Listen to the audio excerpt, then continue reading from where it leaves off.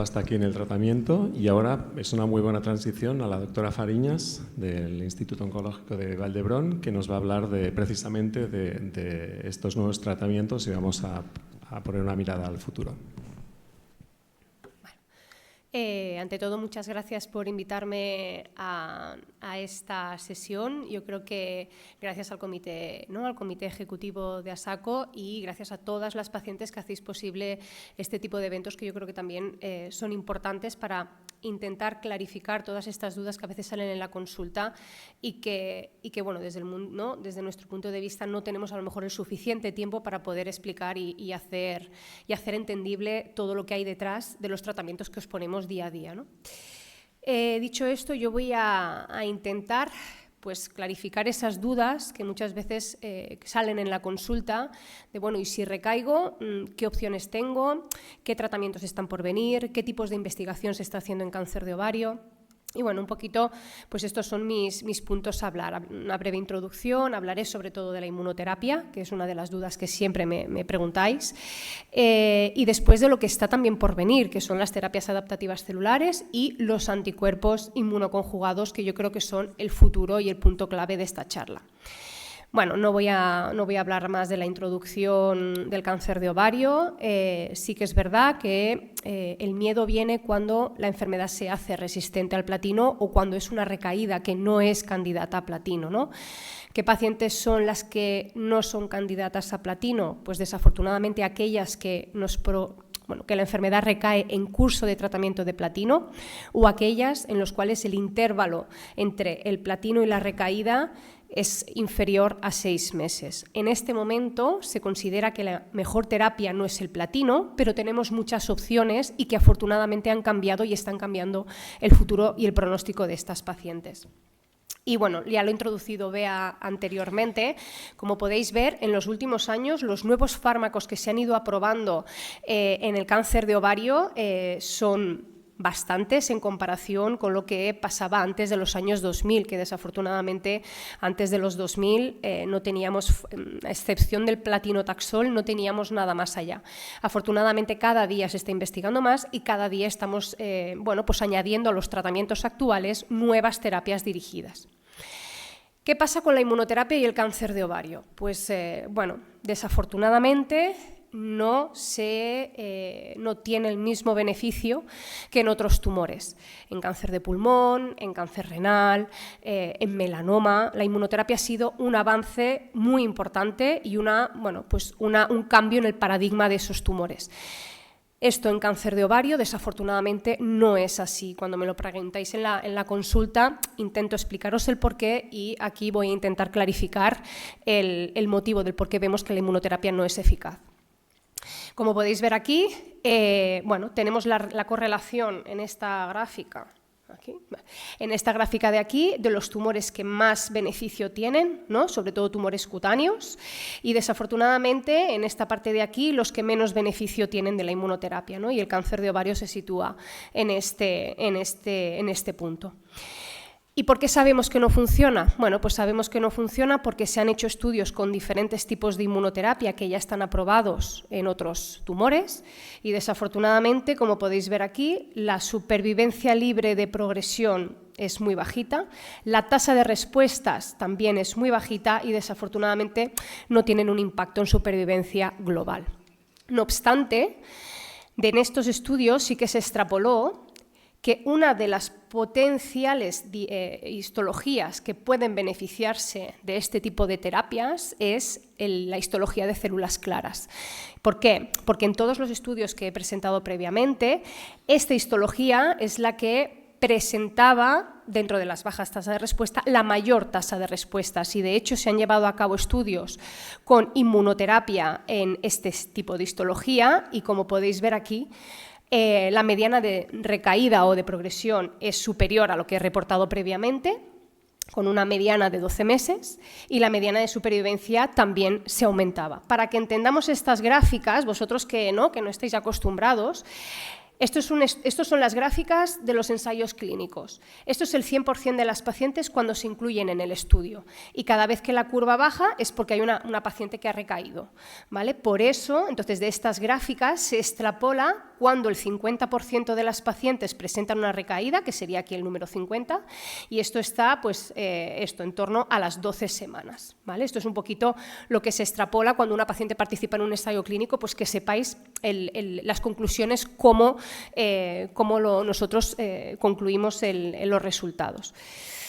No obstante, somos un poco tozudos y creemos que a lo mejor combinando la inmunoterapia con otros tratamientos podemos potenciar esa eficacia o intentar que la inmunoterapia tenga un papel en el cáncer de ovario. Y aquí tenemos todas las diferentes alternativas de combinación que se han intentado hacer con la inmunoterapia. Combinada con quimio, vamos a ver si la quimio con la inmuno hace algo. Bueno, pues cada quimioterapia juega un papel a nivel del sistema inmune. No voy a entrar aquí porque para nosotros es complicado de explicar y yo creo que tampoco ahora no viene. Entonces, hay diferentes estudios que se han llevado a cabo con combinaciones de inmunoterapia y quimio, pero desafortunadamente, como podéis ver aquí, las gráficas no tienen una separación. Como veis, cada gráfica, ¿no? Cada color de esta gráfica corresponde a un tratamiento de combinación con inmuno y quimio versus quimio sola. Y como podéis ver aquí, el hecho de añadir inmuno a la quimioterapia, desafortunadamente, no hay un beneficio. Para ver un beneficio, estas curvas se tendrían que separar desde el primer momento. Y desafortunadamente, como veis, aquí las curvas van igual. Es decir, que la inmunoterapia sumada a la quimio no aporta ningún tipo de beneficio y, por contra, sí que aporta toxicidad. Aquí tenemos otro estudio en el cual probablemente algunas de las que estáis aquí participaríais, que es el estudio ANITA. Aquí también se intentó valorar la combinación de platino, un doblete de platino con atezolizumab, que es un inmunoterápico, o solamente el doblete de platino, y después hacer mantenimiento con inmunoterapia y el inhibidor del PARP versus el inhibidor del PARP solo. Este estudio fue en recaída candidata a platino y desafortunadamente, como podéis ver aquí, las gráficas no se separan, es decir, que añadir inmunoterapia al tratamiento estándar en una paciente con una recaída platinosensible no aporta mayor beneficio y sí que nos puede aportar toxicidad. Vale, vamos a intentar otra estrategia. La otra estrategia es añadir inmunoterapia al tratamiento, al tratamiento angiogénico, ¿no? Al que ha explicado antes Bea. Este sería un poco el racional. Se puede ver como un tumor que tiene una afectación vascular aberrante, afecta a todo el proceso inmunológico y hace que esa inmunología no esté activa, ¿no? en un tumor de ovario que tiene una alta afectación de vasculatura aberrante. Y aquí tenemos este estudio. En el estudio Imagine, que a lo mejor alguna también habéis participado, en este estudio se valoró, esto es en primera línea, en primer diagnóstico, y el tratamiento era doblete de platino con paclitaxel y bevacizumab, pero placebo, y la segunda rama era el doblete de platino-taxol con el bevacizumab y con el inmunoterápico. Desafortunadamente, las curvas van juntas, es decir, que añadir inmunoterapia en la primera línea de tratamiento estándar asociado a bevacizumab tampoco aporta ningún beneficio. Y en recaída, con el estudio Atalante, es igual, ¿no? Los brazos de tratamiento eran iguales que el anterior, igual. Como podéis ver aquí, las curvas son totalmente, se superponen, por lo tanto, no vemos ningún tipo de beneficio de añadir inmunoterapia a lo que está actualmente estándar o como tratamiento estándar. Seguimos investigando, entonces vamos a hacer estudios asociados, pues, en este caso, a combinaciones de tratamiento o inhibidores de la proteína PAR, ¿no? Estudios dirigidos. Y bueno, aquí tenemos el estudio Mediola. En este estudio sí que se combinó el antiangiogénico con el inhibidor del PARP y con la inmunoterapia versus el inhibidor del PARP y la inmunoterapia. Y lo que se puede ver es que la combinación de triplete sin quimio, esto era en pacientes con recaídas no candidatas a platino. Entonces, lo que se puede ver en estas gráficas es que el triplete de tratamiento, ¿vale?, sí que tenía una tasa de respuestas nada despreciable, independientemente de si se consideraba HRD positivo, que tenía alteración de los genes reparadores, o HRD negativo. Y esto es una de las terapias que probablemente se tienen que seguir investigando, ¿no? Que parece que la combinación de los 3 fármacos, inmuno, con la proteína de inhibidor del PARP y con un antiangiogénico, aquí sí que puede jugar un papel la inmunoterapia. No obstante eso, tenemos que seguir investigándolo. Otro de los estudios que se llevaron a cabo en base a esos resultados es el DUO. Este es un estudio que se ha presentado recientemente en un congreso de este año, y aquí sí que pues, había la asociación de los 3 fármacos, pero junto al doblete de platino-taxol en primera línea. Y lo que se extrapola es que efectivamente el cuatriplete, bueno, no, el quintuplete, o sea, la quimio más el beva, más el durva, más el ola, sí que parece que puede tener un papel en primera línea de cáncer de ovario. No obstante, estos estudios son recientes, los resultados son muy recientes y todavía queda que ver si al final será aprobado por la EMA o no. Bueno, esto es en población HRD negativa, que el beneficio sí que, desafortunadamente, en cuanto a supervivencia de recaídas sí, pero en cuanto a supervivencia global no tiene impacto. Y bueno, pues ahora estamos esperando los resultados de estos estudios, ¿vale? Que también nos darán un poquito de luz de ver si la inmunoterapia sumada al tratamiento estándar en primera línea tiene algún papel. No obstante, como veis, la inmuno no a día de hoy no tiene unos claros resultados en cáncer de ovario, que es lo que nos gustaría. Dicho esto, nos vamos a meter con la terapia adaptativa celular, que esto sí que es una terapia muy novedosa, es una terapia que ya está muy estandarizada en tumores hematológicos y que ahora nos estamos intentando empezar a hacer el uso en tumores sólidos. ¿Y qué es la terapia adaptativa celular? Bueno, pues lo que hacemos en este tipo de terapias es, primero de todo, mirar si a nivel sanguíneo hay un tipo de anticuerpos que están asociados a los linfocitos, que los linfocitos son unas células que participan en la respuesta inmune, y ver si estas proteínas están en la sangre y están a la misma vez en el tumor. ¿Por qué? Porque si están en sangre y están en el tumor, significa que ese tumor posiblemente responda a este tipo de terapias, es decir, que tú tienes unos linfocitos que pueden atacar el tumor, pero no están activados. Entonces vamos a intentar activar estos linfocitos. ¿Y qué es lo que se hace? Pues primero, cuando ya se sabe que el tumor y la sangre tienen esta expresión de estas proteínas, se lleva a cabo una leucaféresis. Una leucaféresis es extracción de plasma para extraer los linfocitos que tienen esa proteína específica. Entonces, estos linfocitos se llevan al laboratorio y lo que nosotros decimos es que se crea un ejército de esos linfocitos. Todo esto en el laboratorio que lleva un tiempo. Esto no se crea de un día para otro, sino que son 3 y 4 meses de preparación lo que se necesita. Cuando ya tenemos el ejército de linfocitos en el laboratorio, entonces sometemos a la paciente a un tratamiento de quimioterapia a altas dosis, que de hecho se tiene que hacer muchas veces de forma ingresada, de manera que inhibimos o reducimos toda su carga de linfocitos, de células de defensas. Después, estas células que se han creado o estos linfocitos que se han creado en el laboratorio se trasplantan a la paciente, se les administra o se les infunde a la paciente y posteriormente se le pone un tratamiento de inmunoterapia para potenciar a estos linfocitos que teóricamente tienen que atacar al tumor porque tienen esas proteínas que ya se miraron al inicio. Como podéis ver aquí, es una terapia que los resultados a día de hoy es de muy poquitas pacientes a nivel mundial, pero es una terapia que, como veis, la tasa de respuestas no es nada despreciable. Hay que tener en cuenta que las pacientes que se han incluido en estos ensayos son pacientes resistentes a platino y que habían progresado a muchas líneas de tratamiento, es decir, que estamos en una paciente muy politratada. Y los resultados a día de hoy son, bueno, esperanzadores, si más no. ¿Qué pasa? Sí que es verdad que es una terapia que se necesita de, como decimos siempre, equipos multidisciplinares, porque son terapias muy complejas y que las pacientes tienen que tener pues, un buen estado general y unas analíticas muy buenas para poder hacer este tipo de ensayos. Pero bueno, creemos que esto también puede ser el futuro. Y finalmente vamos con los anticuerpos inmunoconjugados, que aquí sí que este tipo de terapias afortunadamente ya están aprobadas por la FDA, esperemos que pronto se aprueben por la Agencia Europea del Medicamento. ¿Y qué es un anticuerpo inmunoconjugado? Bueno, esto es un anticuerpo. ¿Y un anticuerpo qué hace? Pues lo que va a hacer es, este anticuerpo va a asociarse a unas proteínas que se llaman receptores y que están en la célula tumoral. Este anticuerpo lleva asociado un agente citotóxico, una quimioterapia. Entonces, lo que hacemos es seleccionar más a las células tumorales. ¿Por qué? Porque antes de hacer este tipo de fármaco, o sea, antes de hacer este tipo de estudios, se mira si la paciente, si el tumor de la paciente expresa esos receptores.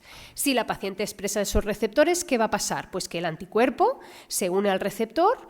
Entonces, se mete dentro de la célula el agente citotóxico o quimioterapia que lleva asociado este anticuerpo y se hace una destrucción tumoral desde el interior de la célula. Lo que intentamos buscar con estos fármacos es menos toxicidad y tratamientos más selectivos de cada tumor.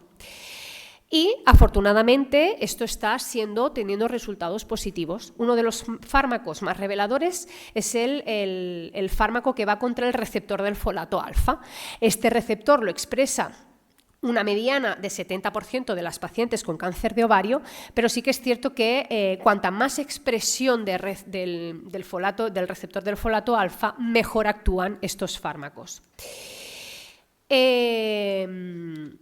Y tenemos el mirvetuximab. El mirvetuximab es un fármaco que va contra este receptor del folato alfa y, como os he explicado, es un inmunoconjugado. Y aquí tenemos los estudios que han demostrado su eficacia. Uno es el estudio Soraya. Esto es un estudio en el que todas las pacientes, un fase 2, es decir, todas las pacientes que se incluyeron, todas recibieron el fármaco y la tasa de respuestas era de más de un 30%. En este estudio se incluían pacientes que no eran candidatas a platino, que no obstante la tasa de respuestas de los tratamientos estándares está por debajo del 20% y aquí tenemos que la tasa de respuestas aumenta a más de un 30%. Y en cuanto a la supervivencia libre de progresión y supervivencia global, también tuvieron un impacto. Este estudio lo que además nos demostró es que hay unos efectos que son considerados efectos tóxicos de base o de clase de fármaco. Desafortunadamente son fármacos que son muy novedosos, pero sí que es verdad que llevan asociadas unas toxicidades que, por ejemplo, la quimio no lleva, ¿no? Sobre todo toxicidad ocular y, neuropatía periférica o alteración de la sensibilidad, que esto sí que lo puede dar el paclitaxel, por ejemplo, pero lo que más nos preocupa sobre todo en este tipo de fármacos es la toxicidad que puede dar a nivel ocular y es muy importante que las pacientes vayan yendo a controles con oftalmología. Como los resultados eran tan buenos en el fase 2, lo pasamos a un fase 3. Y como todas me preguntáis, ¿y qué es un fase 3? Bueno, pues un fase 3 es un estudio clínico en el que tú estás viendo si o vas a enfrentar el tratamiento nuevo que aporta o que se ha visto que aporta un beneficio con el tratamiento estándar, que en una paciente no candidata a platino, estos serían los tratamientos estándares. El problema de estos estudios, y es lo que siempre me decís en la consulta, es que, claro, ¿cómo se hace la aleatorización? ¿Cómo sé qué fármaco me toca? Bueno, este estudio es un estudio abierto y la randomización se hace 1 a 1, es decir, que de cada 2 pacientes a una les toca el brazo del mirve, pero a otra le toca el tratamiento estándar. Entonces, este tipo de estudios, es verdad que si te toca el tratamiento estándar, la paciente se queda con sensación de ¿por qué no me ha tocado el tratamiento experimental? Pero también hay que decir que desafortunadamente no todos los estudios fase 3 son positivos, ¿no? Y que si damos un tratamiento estándar tampoco estamos haciendo nada malo, porque estamos dando un tratamiento que está demostrado a día de hoy que sí que es efectivo y que el tratamiento experimental no sabemos si va a ser superior, igual o no, o inferior al tratamiento estándar. Entonces, en este caso, con este fármaco sí que se demostró, y como podéis ver aquí las curvas están separadas desde el inicio, que el tratamiento experimental con el mirvetuximab era superior al tratamiento de quimioterapia estándar, tanto en supervivencia libre de progresión como en supervivencia global. Este fármaco a día de hoy ya está aprobado por la FDA y esperemos que se apruebe por la EMA. Una de las cosas es que este fármaco está aprobado por la FDA para pacientes que tienen una alta expresión del receptor del folato alfa, y este es uno de los hándicaps que nosotros aquí tenemos a nivel europeo, y es que todavía no hay un laboratorio que se pueda hacer este análisis, ¿no? Pero bueno, todo está en marcha, son cosas que es verdad que llevan su tiempo y por eso nosotros intentamos a día de hoy incluir a las pacientes en estudios clínicos con este tipo de fármacos. Y otro fármaco revelador, que es otro anticuerpo inmunoconjugado, es el trastuzumab deruxtecan. En este estudio, esto es un estudio fase 2, se incluyeron diferentes tipos de tumores, todos ellos con expresión de HER2, pero yo me voy a centrar solo en la cohorte que incluyó pacientes con cáncer de ovario. Y como podéis ver aquí, la tasa de respuestas de las pacientes con cáncer de ovario politratadas y que no eran candidatas a platino era de casi un 45%. Si bien es cierto, las pacientes que tenían una expresión de HER2 más alta, la tasa de respuestas asciende al 63%.